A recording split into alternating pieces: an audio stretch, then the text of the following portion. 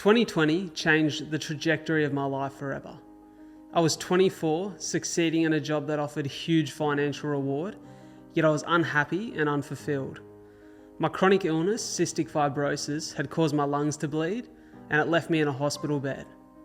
Now, I left that job and created this podcast, and I left that hospital bed to run marathons and prove that we aren't defined by our circumstances, but rather how we respond to them. On this show, we discuss the adversity that my guests and I face and how we overcome that adversity. This is A Lot to Talk About. G'day. Welcome back to A Lot to Talk About. It is your boy, the captain of the ship, the man in charge, Bradley J. Driver. Of course, you can call me Brad. And I'm excited to be here because today's guest is an incredible human being. I had the pleasure of meeting her at Spotify HQ in Sydney. Her name is Jemma Sbeg. She's the host of The Psychology of Your 20's, a podcast with the intention to delve into that crazy decade that is our 20's, all of the challenges, adversity, problems we seem to face, the problems that seem to be very similar for all of us in our 20's, regardless of where we're from or what our life situation is. And I'm sure we're going to dive into plenty of those problems and the psychology behind them today. So from your home, your car, or wherever you are, give a very warm welcome to the one, the only, Jemma Sbeg. How are you, Jem? I'm doing so well. What a lovely intro, Bradley. You That was deserve a so lovely intro. sweet. I honestly think that this was meant to happen. I think we were meant to meet. Like you said, we met at Spotify HQ. They brought us all together and we just had the nicest chat. You, me, and Soph, who is your partner. And it was genuinely I was so inspired and so motivated afterwards. And I was like, yeah, I wanna come on this guy's show. I agree completely. I love that as I was sitting there in the crowd, and for those listening, Jemma is an absolute superstar in the podcast world. You would have seen her show consistently in the top 30 of the US, UK, and Australian charts, and at times reaching those top spots.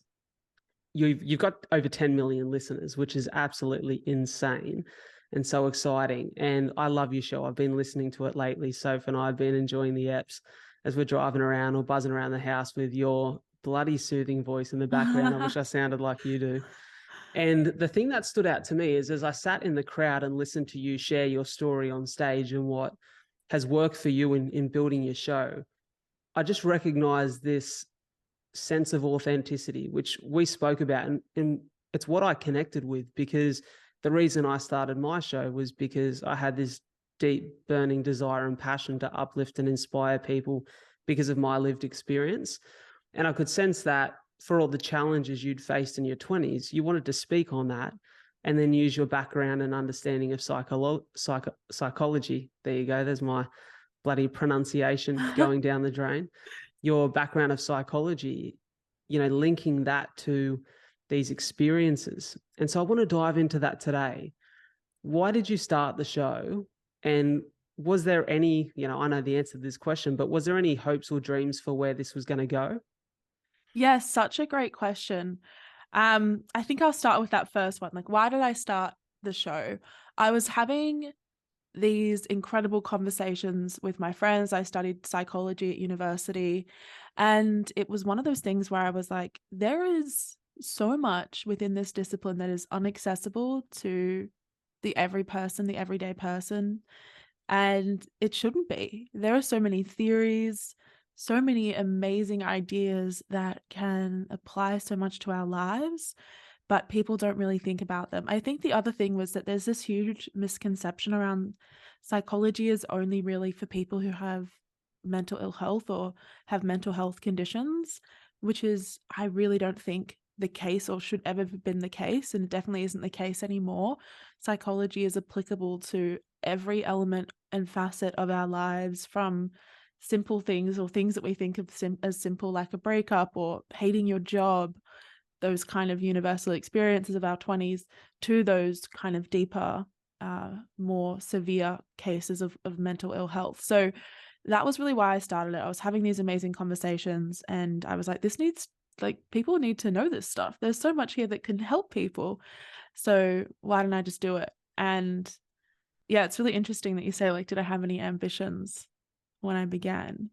because I think that a lot of people think that I sat down, I was like, I'm going to make this top show and it's going to be my job and I've got this plan. And it definitely wasn't like that. It was just, I have this idea. And I think I said this to you before. If I don't do it, I'll regret it.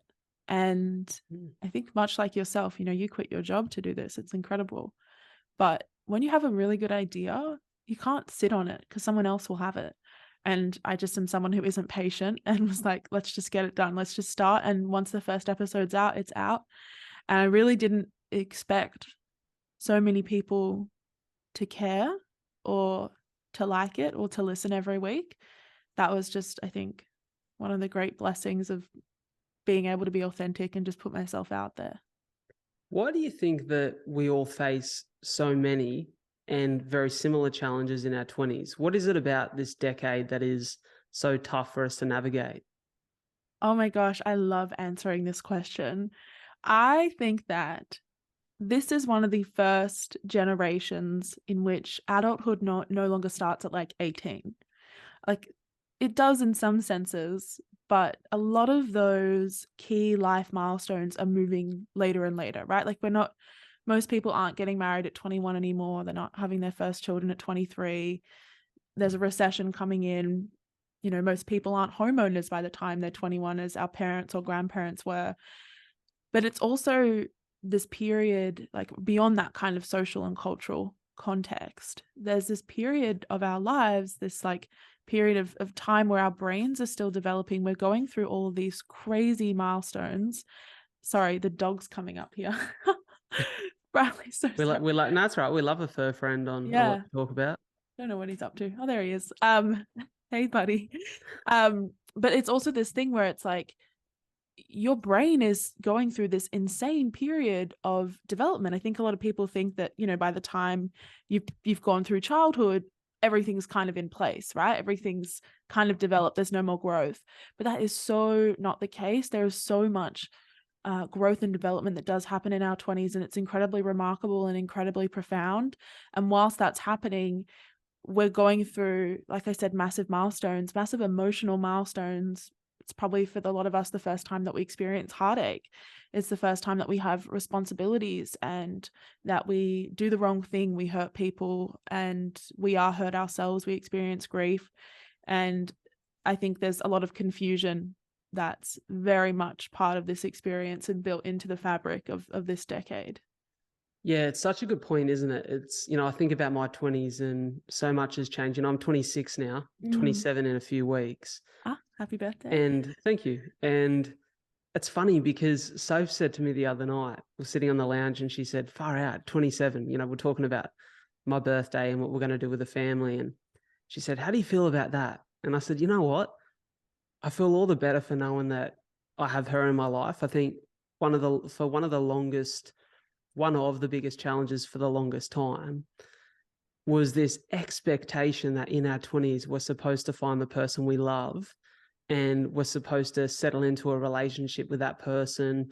We then have to, think about dropping the knee if you're a guy, and if you're a girl, you're wondering when that's going to happen. Is it going to happen soon enough?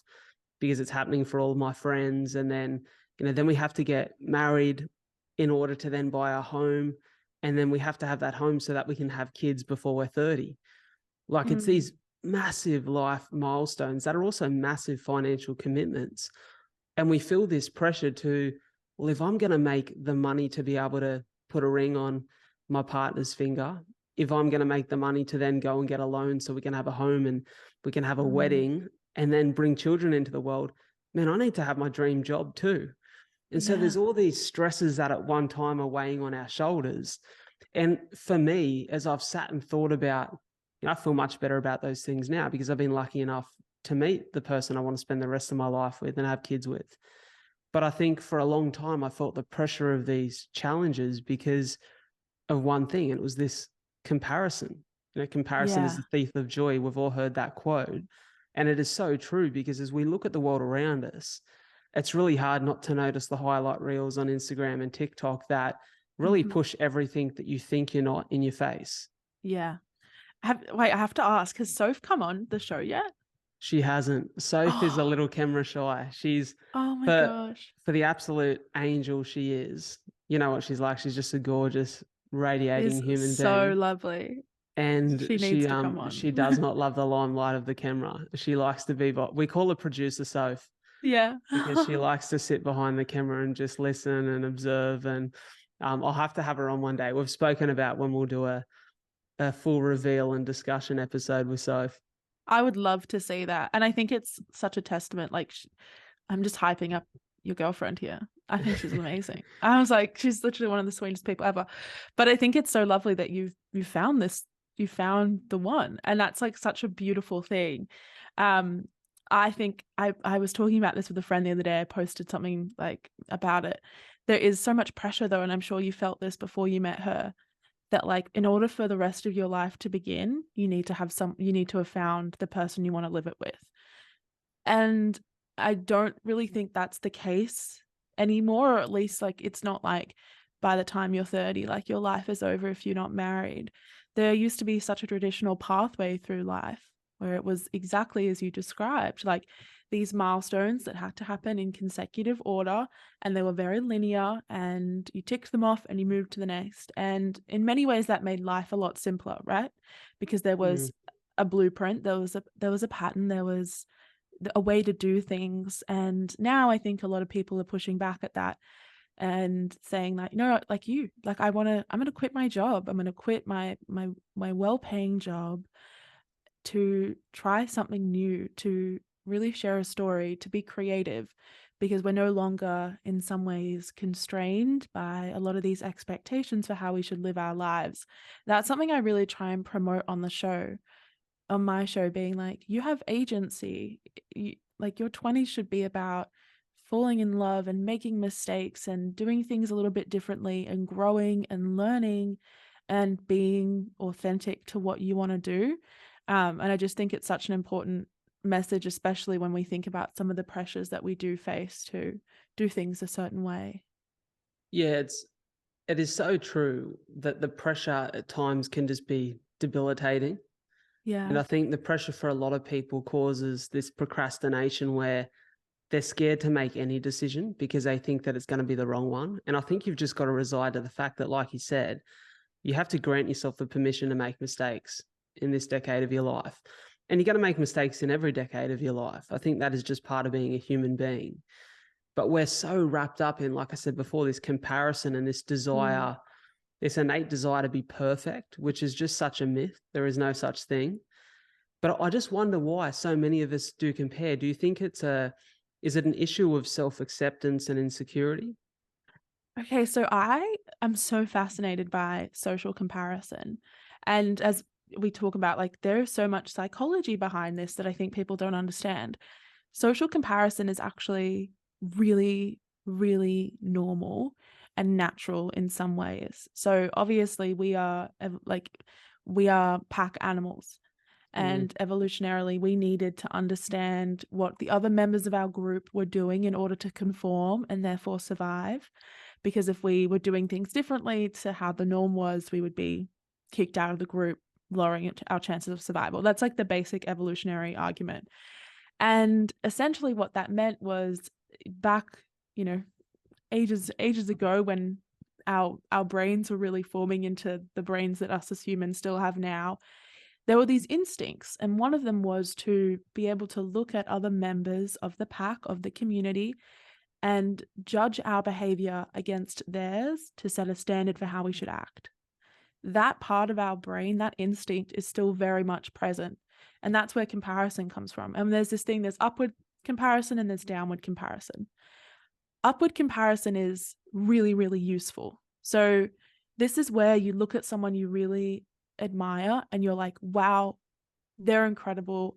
I want to be like them for the right reasons. Like, this person has set an example for me. But on the flip side, it can also be like, oh, if you're someone who's quite pessimistic or doesn't have a lot of self-confidence, like we talked about, you can be like, oh, I'm such a failure because that's where I want to be and I'm not there yet. And instead of putting in a plan in place, you can very much become quite jaded and belittle yourself. And then there's downward social comparison. downward social comparison does more for our ego, but doesn't do much for our soul. It's where you look at someone who's doing worse than you, and you're like, wow, look at me go. I'm killing it. I'm doing so amazing because at least I'm not like them. And I just think that it's a natural part of our brain. I know sometimes we can't fight it, but it's so toxic in some ways Mm.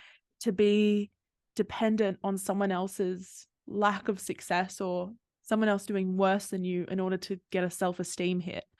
And I think that it's really important to understand and reflect on why exactly you're looking to someone else as a judge or a kind of ruler for your own life. Like, are you doing it because you admire them and because you want to understand how you yourself can cultivate that level of success, can cultivate that level of self-awareness? Or are you doing it because you're allowing yourself to be belittled or belittling someone else? Sorry, that was such a long explanation, but No, I love that. I love the way you explain that too, because I've never heard it explained that way. But I completely connect with and have recently been talking about what you said there and mentioned about our almost prehistoric brain and its desire to survive.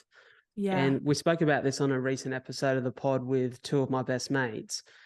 And we spoke about limiting beliefs. And one of my mates, Joey, said that he has this innate desire to be liked. And if he isn't liked, well, then where does he sit in his social surrounds? He spoke about being Joey's of Ghanese and Australian descent. And he spoke about being, I think, 8 years old at the time when in the old country town he used to live in, a young kid said to him, I can't play Pokemon cards with you because you're black. oh And he my said, I think God. that's where my desire to be liked come from, because I'd never recognized myself as black because I just felt like every other kid, it's who I was. Yeah. But if I was going to be excluded because of something I couldn't change, well, what could I control to be liked? Wow. And he said he felt like he was always trying to be likable, entertaining, funny, cool, charismatic, so that he was socially accepted because of that. And, we spoke about this. I said, I've been listening to a psychologist by the name of Steve Peters, who wrote a book called The Chimp Paradox. I'm pretty sure it was called, Yeah. where he said, like, prehistorically, our brain is wired to be low self-esteem because that meant survival Yes. in the natural world.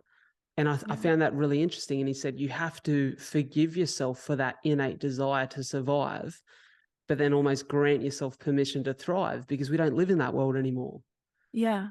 Oh, And spot on. I found that so fascinating. I think what I loved about it was, in understanding that's how you're hardwired, you don't beat yourself up about it, Yeah. because I think so many of us do. Yeah. I totally think so. What was your friend's name? Joey, right? Yeah. Yeah. I think also another part of that is your limiting beliefs often come from childhood wounds. And that discrimination, that blatant racism that he experienced, it came from a child. They probably didn't know what they were saying, probably something that their parents had told them, which is in itself so upsetting. But it also comes from those childhood wounds, and it mixes in with that evolutionary old brain concept that you were talking about, whereby our brain picks up things that are going to be potential risks to our survival. So someone excluding you from the in-group, as happened with Joey, that's a massive indicator to a young, vulnerable brain, a formative brain, to be like, oh my gosh, because of this characteristic that I have, I'm going to be excluded from the in-group, which is going to make me feel bad, first of all, but also potentially minimize my risks of survival, as the old brain is saying. It creates such lasting childhood wounds that are very difficult to repair the older that you get. So I also think it's a massive testament to him that he is so self-aware of that. And I think also you can change that. There's so many ways that you can change that. And it's not like it's not going to take hard work, right? Like, limiting beliefs are so powerful. It's so crazy how our brain is in many ways pitted against us because of that instinct to have low self-esteem. But retraining yourself and retraining those negative beliefs is such an amazing way to realize and cultivate your agency and cultivate your self-awareness and your confidence to just do you and just to be the person that you would like to be, regardless of whether you're liked or not. I love that. Well, I think that's an incredible point and an amazing segue into a question for you here, Jem. Mm. You know, authenticity is ultimately what's allowed you to be successful in this space, right? Because you sitting in, at the time when you started this podcast, your car, Yeah. recording episodes and sharing your honest truths and feelings about life in your 20s, ultimately that authenticity is what connected with people. And, you know, that's a great reason for somebody listening to this or watching this to go, well, I should be authentic. I should be me, because my circle and my people will find me, and I will find my Yeah. place in life by being myself, a place that I can actually enjoy and exist in an authentic arena. But, you know, when you found this desire to start sharing your challenges, you've Mm. obviously delved into them. You've almost journaled through the audio world what those challenges have been for you. What do you see as, maybe they've changed, but the biggest challenges for you personally in your 20s? Wow, that's a massive question. Bradley, you're kind of my therapist. I think there were quite a few, and like some that I won't get into. I think, to be completely honest, I had a lot of mental health challenges. I think a lot of us do as well. That was probably the main reason I pursued psychology, and dealt on and off and still do with like pretty severe depression and anxiety. That was a massive challenge for me to be like, okay, I'm not what's happening in my brain. I think understanding it really helped me. And then there were other things, like I definitely had my own childhood wounds that had come from a sense of not from my parents, but just from not really fitting in and always feeling like I was a little bit odd. I was a little bit strange. And as I got older, what that really led to was being in situations, in relationships, in friendships that were incredibly taxing and incredibly one-sided and just like really unpleasant. And it was something that I had to unlearn and be like, I actually do have value regardless of what people think of me and what they see as my use to them. I think it's Mm. just a massive thing to learn. And then I think another one is just like finding my place. Like I really felt that I spent a lot of my late teens and early 20s really feeling like I didn't have a place where I belonged, as I think a lot of people do feel. I moved around a lot, moved, from Melbourne to Canberra to Sydney, like trying to really find a place to put my roots down and to feel secure.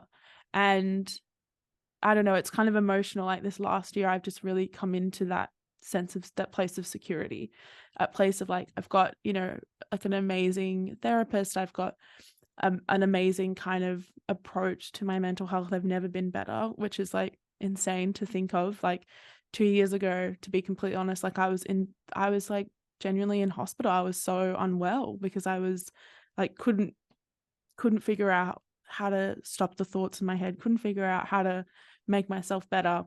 And looking back at that time, like 2 years on, and being like, wow, like I've come so far. And I really took, and I'm not saying this is the case for everyone, but I really was able to take control and be like, I'm going to take care of myself. I have the best friends that I've ever had, people who genuinely love me, who don't want anything from me, don't want clout, don't want free shit, like don't want to come on my show, like just genuinely are there for me and support me. It's just like insane. So wow, kind of emotional, but I feel like a lot of people would have been in the same place. And sometimes I like to just be like, it's people always, roll their eyes, but it really does get better. Like life has this incredible way of surprising us with the things that we never knew we deserved and never knew that we wanted, like over time. It's just insane to me. I'm so happy to hear that, because everyone Thank you. deserves to feel that. Like Yeah. that's what an amazing world if we could all feel that sense of belonging and that sense of pride in who we are and the journey we're on, or the quest we're on, Mm. because it's so open-ended. And I love to hear that. I wonder, and this is a question that could be so open-ended here. I'm Mm. excited to see where you take this. When you started to take control of that, you spoke about finding your place. What allowed you to find your place? Because I think, you spoke about moving around a lot. I think Mm. sometimes when life is challenging, we look to flip the script on everything, right? To Mhm. hopefully find an answer. And I've done that with my career and found answers. But I think sometimes we look externally for answers. I'm not sure whether you found an answer externally or whether you found it within. What was the first step? You are so wise, Bradley. And also you're spot on.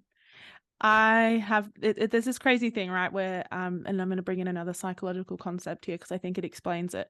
When we don't feel like we have control over ourselves internally, often we project externally. And especially when those thoughts of feeling powerless are really profound and really intense, often we have this sense of like, I'm just going to change something about my environment. I'm going to like, and it goes from as simple as being like, I'm going to chop off all my hair because I've just gone through this breakup and it brings me a sense of control, to what I did was I went through this terrible breakup and I was like, I'm going to move. Like, I'm out of here. I'm going to move to a completely new city. I know like 3 people. And that external change was so profound because it allowed for a more deeper internal change. It allowed for a more subconscious and in some ways conscious change of my entire mental framework, where I went through this period of time where I was like, I really had to embrace my solitude. I didn't know many people. I was trying to make friends, and I found so much peace. I'd let Mm, go of all of these toxic relationships and friendships. My circle was so tight with incredible people, and it was so peaceful. It was so peaceful. And I realized that I hadn't really had the time to focus on myself and take care of myself because I was so preoccupied with dealing with all of these other problems and trying to make everyone else happy, trying to be friends with everyone, trying to get my degree, all these things. And I was like, okay, I had this like 3-month period where I almost hermited, and I just was like, I'm going to work my butt off. I'm going to really hustle on this podcast because I love it. Even though, at the time I had no listens, I was like, I'm going to do this for me. I'm so sick of doing things for other people's approval. I'm going to do this because I really want to do this. And I'm going to take care of myself because it's what's best for me.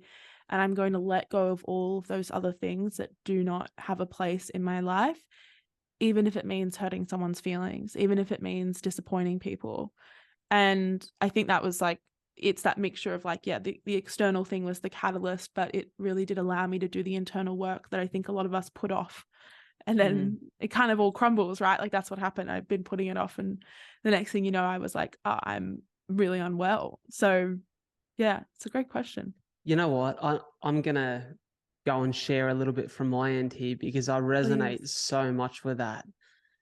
I feel like the last couple of years I've really started to find my way. I left my job. I started to focus a little bit more on myself. But, I think and most people in their 20s, most people at any stage in their life would be able to relate to this. I felt as though a lot of the insecurities I had about myself were kind of dictating the direction of my life. And I felt like I was looking for answers that, Mm. I just felt this compounding pressure of always needing to be everything for everyone. And like I was being nothing that I needed to be for myself. I felt the fact that nothing was really going my way. I'd quit my job, sold my home. The podcast wasn't really making the leaps I wanted it to make. My speaking career was kind of not really happening yet. My health wasn't like, I didn't look the way I wanted to look. I was quite insecure about my looks and my body and just everything. And I just thought, I just need to get out and get some time to myself, like just go and be in my own solitude. So I booked myself a trip to the US. So I spent Mm. a week in LA and a week in New York. And people would go, is LA the place to go if you really want to just be yourself? Well, for me, it was because I Yeah. was, I was staying, I was so far away from everything I knew. And I was by myself. I was completely solo on this trip. And I remember I literally just spent the whole time by myself. I knew a few people in New York that I spent a day with, but literally for 2.5 weeks, I was by myself every day. And so every day I journaled. I love to journal. So I journal every day over a coffee. I'd walk around, I'd wander, I'd go for a run. I'd go see things that I wanted to see. I sat with my thoughts all day. I listened to Mm. podcasts, I read books. And it was journaling every day in LA that I really started to like, I was in this thought process of, do I move overseas? Do I move overseas where maybe new things will happen for me and there's new environments? And as I was sitting there every day and journaling, I sort of was like going through, what do I need to be the best version of myself? Like, what pillars do I need in my life that, really fill my cup. And so I sat there and I wrote down 4 things. It was just my people, my health, my work, and my environment. The 4 things that have a huge impact on me every day and every week of my life. And I started to like write down within those categories the things that I needed to be happy. And I realized that I needed to just start focusing on myself a little bit more. I'm a massive people pleaser. I do everything to make everyone happy. If I get a text, hey, can we go for coffee? I don't say no because I don't want to let that person down. And I found that I was always doing everything for the people around me, which is, to be selfless is not a bad trait. But when Yeah. you're so selfless that you don't do anything to take care of yourself, it wears on you. And I think I just figured that out. And I come back with this lightness and just this sense of understanding of what I needed to do to get my life back on track. Yeah. And really, it was like a week or 2 later, I met Soph when I got home. Things started to happen. My podcast started moving in a direction I wanted it to. I signed some deals with some speaking agencies. I started to just get my health back on track and feel all of these good feelings. And it was literally just me understanding and asking myself, what do I need? And I Yeah. just think we don't often ask ourselves. Yeah. Oh my God, it's such a great point. And I love that. What was it? I feel like I want to repeat this. So the things that you needed were your people, your My work, health, my your health, work, and my your work, environment. your environment. And it's kind of a simple equation, but it's so profound, isn't it? It is. And as It soon is. as It's you, so simple. it's so simple, but I think often we don't take time to sit with that and be like, okay, what do I actually want from my life? Also, I think it's amazing that you came back. I think it shows the power of self-reflection, right? You came back and everything started falling into place. I don't think that's an accident. I don't think that's a coincidence. Like, I do genuinely believe that when you invest in yourself, the universe, whatever it is, God, whatever you believe in, there is just something that will invest in you back, because energy is always reciprocated.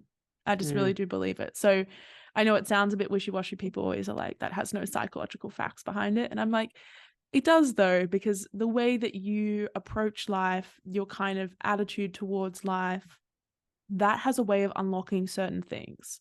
Like, I can imagine if you'd met Soph and you'd come back, you hadn't gone to New York and you met her, you would have been like, oh, I'm confused. I don't really know what I want, blah, blah, blah. And maybe it wouldn't have happened. Maybe you wouldn't have reached out to those agencies, or they wouldn't have reached out to you, because it's like, there are these subliminal things that we put out into the world, these implicit signs of our readiness and our preparedness and our confidence that comes from a lot of that deep work. What do you think your relationship with like social approval is like now? Like you said, you're a massive people pleaser. Do you think there's still work to do, or do you think that you've got it under wraps? Massive work to do still. Really? It's funny Interesting. because one thing that I'm incredibly grateful for, and one thing I've never struggled with, and which I'm really blessed to say, is to have good people around me. I've Yeah. always had incredibly supportive and amazing friends. And because I've got some different interests, like I've got mates that I would go for a run with. I've got mates that I've met through work in the past, or through work now. I've got mates who have been a part of my life for a long time. And I've got all these different mates from different circles, which is amazing. But I think sometimes it is hard to balance the load of people, which, I wish I could see all of them every week and still have time for me, but that's not the case. Yeah. And so I'm having to learn to say no and not feel the guilt behind saying no. Like, I feel guilty for it a lot of the time. But I think, the last episode of the podcast was me doing an assessment on my human personality with Katarina Kuhn, the neuroscientist. Oh, what did And she say? I haven't listened to it yet. What so did she say? I done this assessment, and it basically asked me to rank my values based off a few options it gave me to say what I do in this scenario or this situation, and pick my choices, my beliefs, my values. And basically what it spat out was, she said, was quite unique in the sense that my human personality and behavior was somewhat, I'm going to get this probably wrong because I'm trying to remember the report, but it was a mix of desire for higher rank, but desire to be highly empathetic and caring. And she said higher rank and care don't usually sit within the same assessment. Usually it's one or the other. Yeah. And, we spoke about how that links to my story. And obviously I've had a different experience because of challenges with my health. So I'm very grateful for the people around me, and I have a really high care factor for the people I love. But at the same time, I'm super determined and I'm super driven to succeed in my Mm, career and my space, that they kind of both sit in. I think sometimes I wonder, do I care too much about whether I'm deemed to be successful by other people? Or is it enough just to be successful for myself?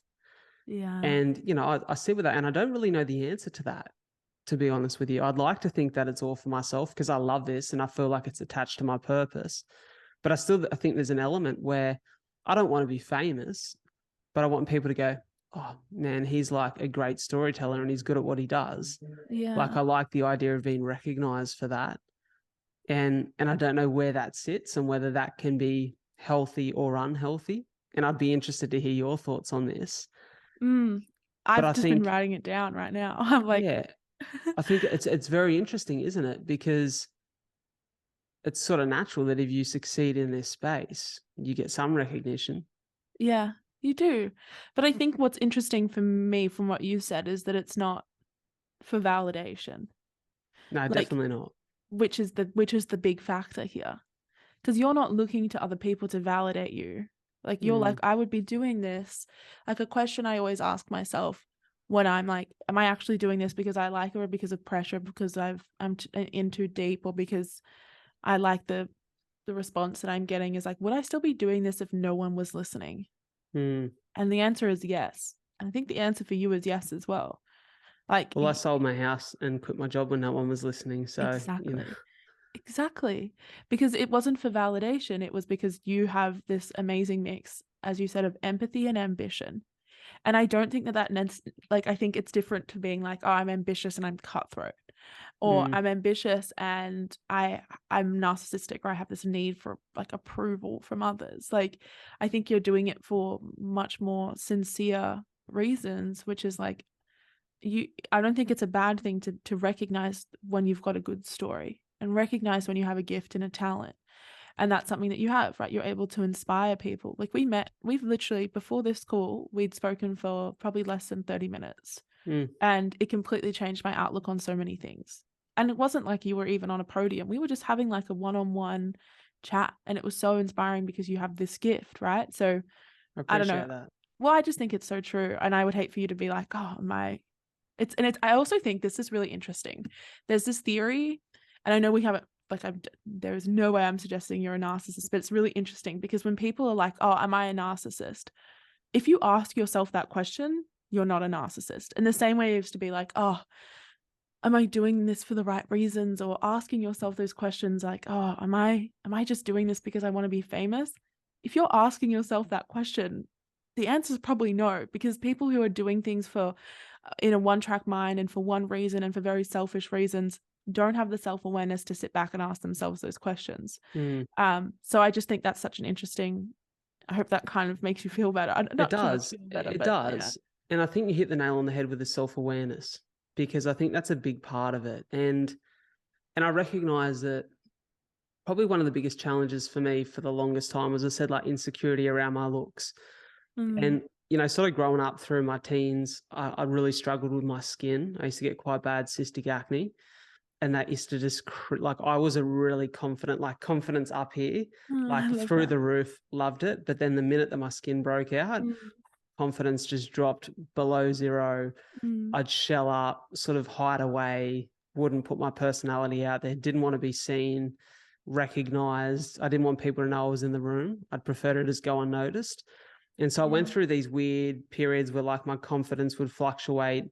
And then, I've got a bigger smile, which means bigger teeth, which I love now, but kids can be cruel in the playground and there's one or two comments here and there. And, then a bit of scarring from my acne and those things that you just hear one or two comments and you really start to question, oh, am I good looking Yeah. enough? Am I good looking enough to be successful? And a lot of people look at people who are doing well in the social media space or podcast space, and, they're attractive people. And what is attractive, it changes depending on who you are, right? And Yeah. what your desires are. But I used to feel this like, and really until I met Soph, has been an incredible help.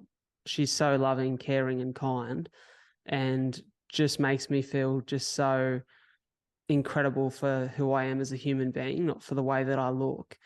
And I remember like sitting and watching myself on, I'd do something that was like, by my regards, a goal I'd set, like I'd achieve a goal I'd set Mm. where I'd, be speaking on a certain stage, or, there was a news story running about me. And as I'm watching this thing, I should be enjoying it. And I should be going, far out, you achieved that. Good on you.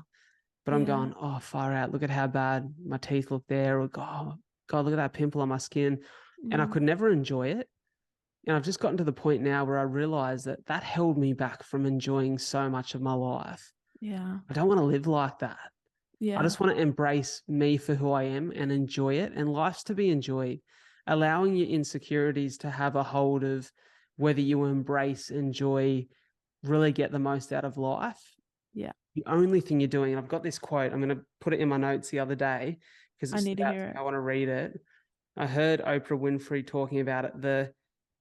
The lady who shared this quote with her was Caroline Mace or Mice, something like that is her Yeah. surname. And it said, when you betray yourself, you become no different to the people who hurt you.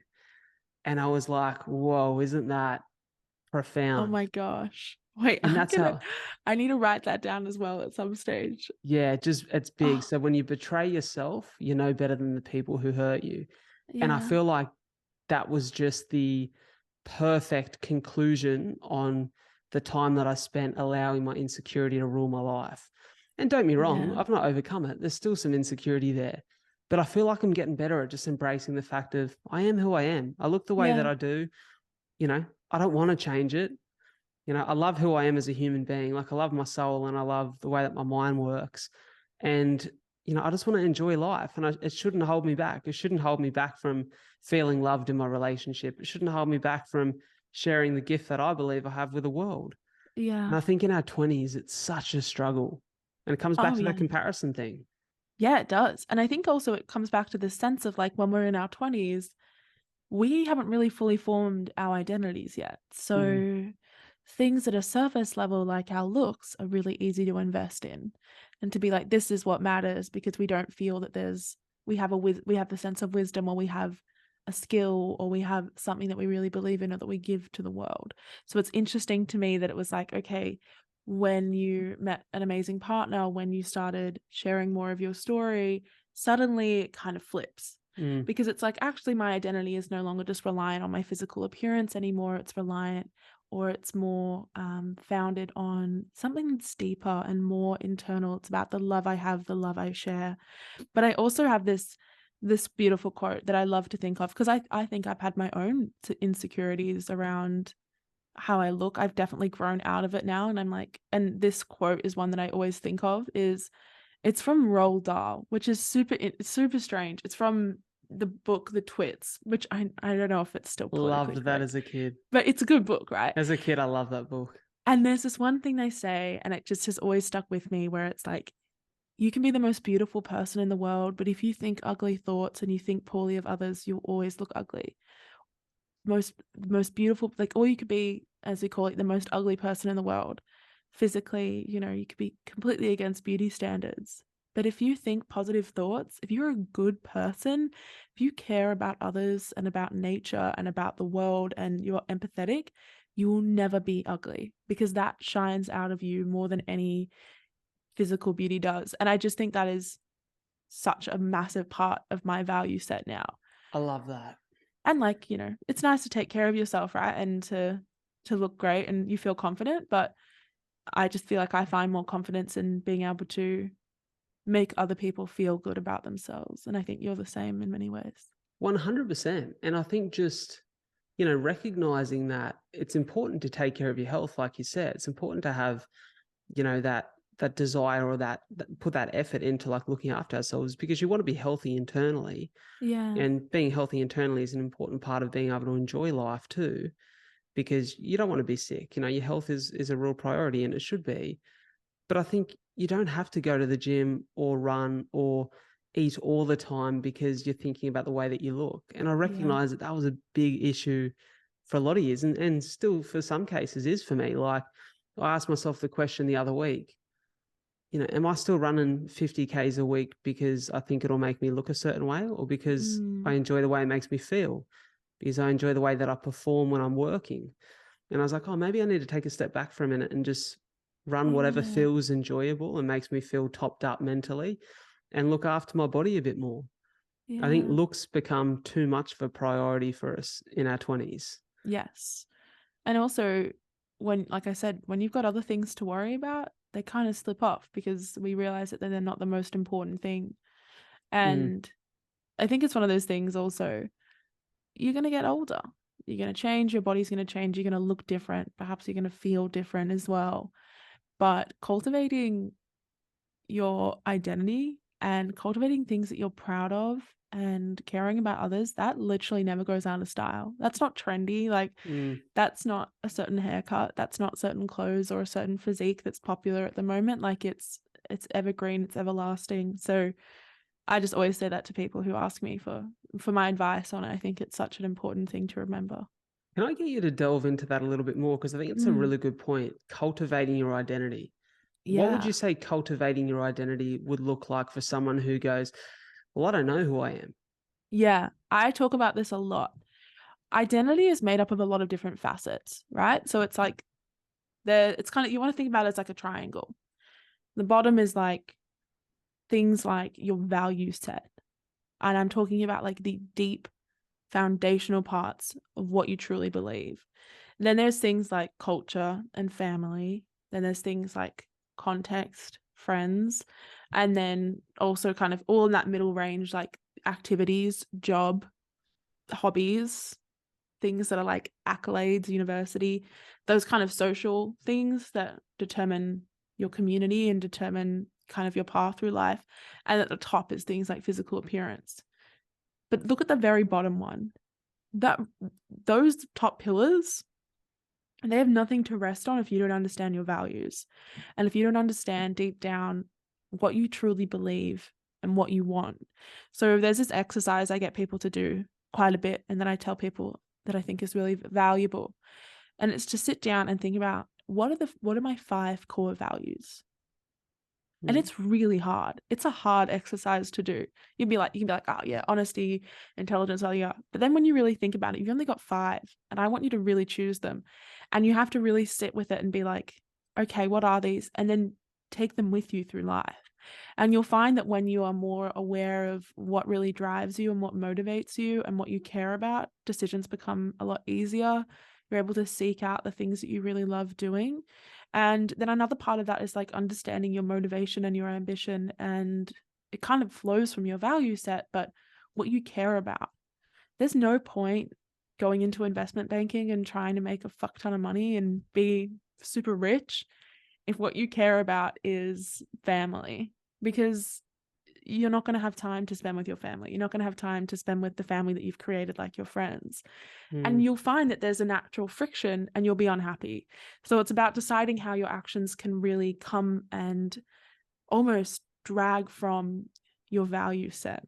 That's what I would say. I feel like there's other opinions, but I really do think it's so valuable to deep dive into that first. I love that so much. That resonates a lot because, we spoke before about Steve Peters, a psychologist that wrote that book. He said that one of the exercises he does with some of his patients is he gets them to write down their values and actually base their self-esteem on whether they're living by their values or not. And, that's something we can all control. Like you said, you can't control the way that someone looks at you and thinks about whether you're attractive or not, but you can control whether you're kind to the person you walk past in the street. Yeah. And if one of your values is kindness, well, then you should feel really good about asking the old lady who's walking past her in the morning how she's doing and, wishing her a lovely day. Yeah. And I think that's so important because I do as well. but it's the same thing like we said earlier. It's simple. And because it's simple, people don't think it's profound enough. Yeah. Well, life is challenging, but it doesn't have to be complicated. No. And you don't have to go and, join a cult or the Church of Scientology or do some like massive 500-day hike to figure it out. Sometimes it's like we said, just spending time in solitude and alone, giving yourself time to really think about what you actually want. You don't need to, you're not in any rush as well. I think that's another big message. in our 20s, we can feel like, oh my God, like my life is both beginning and ending in this decade. It's like absolutely not the case. You have so much time to figure things out. I think we often forget that. Definitely. I want to ask you one last question before I let you go, Jem. You know, for anyone who's listening to this, watching right now, if you could give them one message and encourage them to act on that message, what would it Mm. be? Oh my gosh, it has to really count. Okay, this is what I'm gonna say, and I think it's already come from a lot of what we've talked about, but authenticity is priceless, and you should make sure that no matter what you're doing in your life, I don't care what it is, you're doing it from a place of being authentic and true to yourself.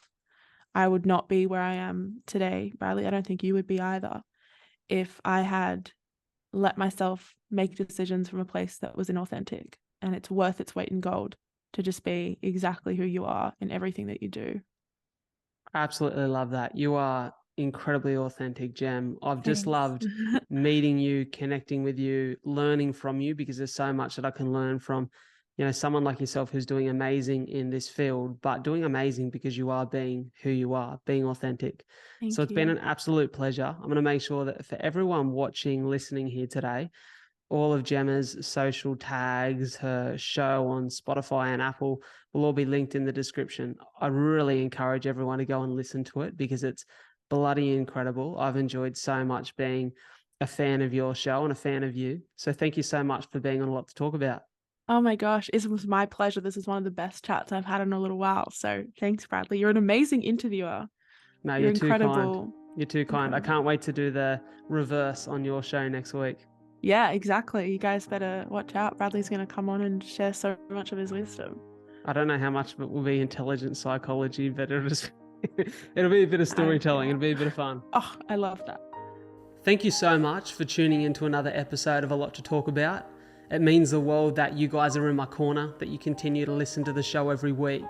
And if you could do me a massive favor by following the podcast on whichever platform you listen to it and sharing this episode in particular with just one friend that you feel would benefit from it, that would mean the world to me and it would help the show grow.